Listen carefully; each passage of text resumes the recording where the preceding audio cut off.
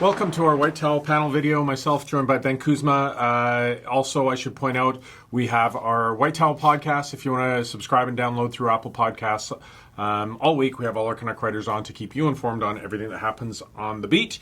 Ben, speaking of the beat, we'll be forward-looking a little bit, but we'd be remiss for not mentioning the Canucks beating the Leafs in a week where everyone was questioning Brock Boeser and Elias Pettersson. What's wrong? Some of the stuff that I read this week, I loosely use the word stuff. Obviously Pettersson's in a little bit of a slump. Has he hit the wall? Has it been too much for him? And I'm seeing some people even question, is Brock Boeser a foundational player? Is he just kind of a good player? What do you make of all this? Well, we start with Brock. I don't think he's totally healthy. Quite frankly, talking to some people who are a lot closer to him than I am. You had that back injury a year ago and, some scar tissue, some residual effects there. Having said that, though, I thought he moved great last night. We can talk about the Leaf game. I just see with Boeser, I think he's so cognizant now of his play without the puck, and it hasn't been great of late. And again, a shorthanded goal that he was on for last night against Toronto, I think that's really kind of sticking with him right now. Only one shot last night. I don't think there's a big concern level there. It's kind of like Boeser is now at a point in the season where he didn't play at this point last year, where the game is ramped up. There's no time. There's no space. Is he a little hesitant with his shot? Perhaps. Is it as heavy or as accurate as it should be? Maybe not. I don't think there's a big concern there. I think the biggest thing he admitted to me the other day was he knows he has to play a lot better. He hasn't seen pace like this from other teams. It's all new to him.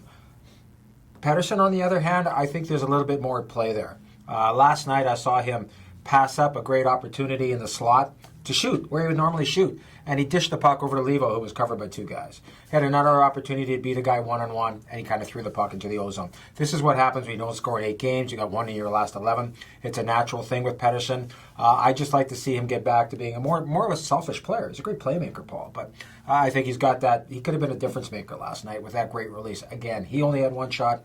Boeser had only one shot on a night where a lot of things went right. I think that's a great point, that you forget sometimes that this coach, and frankly the trend in for a lot of hockey teams is defense first, and that's got to play in the mind of a young player, and then they're a little bit reserved. But for me, you're the expert. I look at this management group that has done nothing for the last 3 years but try and justify why they hand big contracts to older players, journeyman players in a lot of states, because they need to help the young kids. And yet the young kids look like they're wearing out a little bit because they're bearing all the burden. You got all that money tied up in the third and fourth lines, and how many goals in the last month? Yeah. A couple? It reminds me a lot of back in the good old Edmonton days when they had Ryan Nugent-Hopkins and they had Jordan Eberle and they had Taylor Hall, all first-round picks, and they had no support group. Now, the problem here in Vancouver, there's zero secondary scoring. I mean, after the big three, it drops off to 12 and then 9 goals. I mean, you can't. It's not sustainable. I mean, what we saw against Toronto was great. It was a great effort. It was kind of a one-off. They were like 11-1-1 now in their last 13 against Toronto here on home ice, which is amazing. But like you said about management, they're in a pickle now. One of the best players on the ice last night was Adam Gaudette. Came out of college, signed, got the games in here last year. But every outing, you see how much better he's getting. Set up a couple of goals last night, drew a key penalty. But the problem now is you could see him as your third-line center next year. What do you do with Brandon Sutter, who's got a no trade that reverts to a modified no trade? Yeah. And I've been told, even when he was sort of, before they realized he needed hernia surgery, that maybe at the deadline, somebody looks at him as a PK guy, defends his own faceoffs, matchup guy, takes him off your hands, you eat some salary. Canucks did not get one call on Brandon Sutter before the deadline, even before they realized he might have to have surgery. They thought initially he might be able to come back and play through this. So that gets back to your point about management and giving out contracts, foundation players who are not foundation players. Yeah, so I wanted to ask you, veteran of the beat, I say that respectedly, this time last year, it's been a very similar story for the Canucks these last few years. There are some surprising things that happened, some great storylines. This year, obviously, it's Pettersson. Last year, it was Boeser. Bo Horvat's been a nice story the last couple of seasons. But we've always ended up at the end of the season with the team kind of losing its legs, running out of gas, limping into the offseason, and being slapped in the face with what their shortcomings are and what they need to fix. But this time last year, the Sedins were in there. They were shouldering the load. Of course, there was all the fuss and romance over them finishing their tenure here. What's it like this year? Because while we see these veterans in the locker room that have been brought in, this really does seem to me like it is Horvat, Pettersson, and Boeser's team. Like, they're the guys. How much different is the locker room this year to last year with a very similar circumstance? Yeah, that's a great point. It's totally different. Last year, it was on everybody to play hard to the end because we knew the Sedins were leaving, and they owed it to themselves to show up.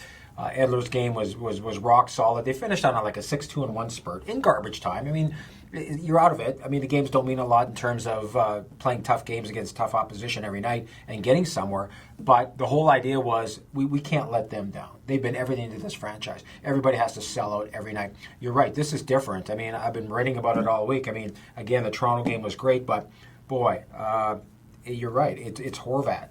It's Boeser. It's Pettersson. Horvat was 73% in the face-off circle against the Leafs. Had 7 shots. He ate up Tavares in the circle. Tavares was something like 44%. So those 3 guys have shouldered a lot. It gets back to that Oiler comment I made earlier.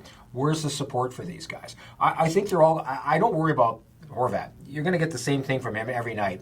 I don't worry about Boeser because I think once he has a full summer to train and understands the defensive side of the game better, he's going to be okay. I kind of sort of worry about Pettersson, only in the sense that this is all new to him. People say, well, he only played 44 games in the Swedish Hockey League last year. Well, when you had the World Juniors, at the World Championship, he actually played 69. Not at this level. And they've taken, it's not Petey's playground anymore in the second half. I've seen some visual frustration in him, some stick slamming, it's stuff at the bench, because he's finding out what they told him. It's going to be hard. You got to grind through it. And, you know, he was a difference maker in the first half of the year, and he's just become kind of another player. It's up to him to play through this stuff and become a better player. Yeah, and let's face it, unless the Canucks bring in some help, he's going to be the focus of absolutely every team that they play. You shut down Pettersson, you shut down the Canucks. I mean, that's just natural. Yeah, don't tell me Tanner Pearson is your top 6 get or Spooner. I mean, Jim has to go out and, again, knock on wood, there's only one way to get top 6 winger help, and that's in free agency, and that's bucking up. And they have to do the same thing on the back end. They got to find somebody. We know Quinn Hughes is coming. They need somebody who can play in the top 4. Ben Hutton, is hurt now. We haven't heard for days about that foot. You kind of wonder what the MRI is going to show. Is it going to show a hairline fracture or anything of that nature? Again, Troy Stetcher and Edler were fantastic against the Leafs, but when you look at the depth, it's not there. There's nobody really coming. Ulevi's had a back and a knee. Is he going to even be ready for camp again? Does he need another year in the A? Jet Wu is a great junior, but he's a junior. He's years away from playing. So a lot of work to do. They've got to get a top 6 forward. They've got to get a D who can play in the top 4. And you may have to package a bunch of people. Yeah. Well, one last thing I wanted to ask you about is I know so many Canuck fans wanted Alex Edler to leave his family, waive the no trade, even with a concussion, be sold off for a first, second, and 3 prospects, and then come back and re-sign with Vancouver in the offseason. Didn't happen, but he's a free, he scores the winning goal against Toronto. Free agent. Looking at the state of the Canucks blue line, is that item number 1 on Benning's to-do list is to get Edler re-signed for at least 2 years? Yeah, at least 2 years. And you know what's going to happen here. I hope Jim understands he has leverage. He's got a guy who doesn't want to go anywhere. Okay? You got a guy who says, I don't want to go to a contender. It's not the be-all, end-all. And quite frankly, we lose sight of the fact that when a team says we want you to leave, it can sour a player a little Absolutely. bit. We paint these rosy pictures about you just go away and we'll bring you back. And are you kidding me? Why would I want to leave? So having said all that, I think they can get him at reasonable money. The term is what the agent's going to push for. I'd love to see 2. It's probably going to be 3. But again, if you watch last night's game, 27 minutes, he was a horse, gets the winning goal, had 6 shots. It was vintage Edler. Is it sustainable?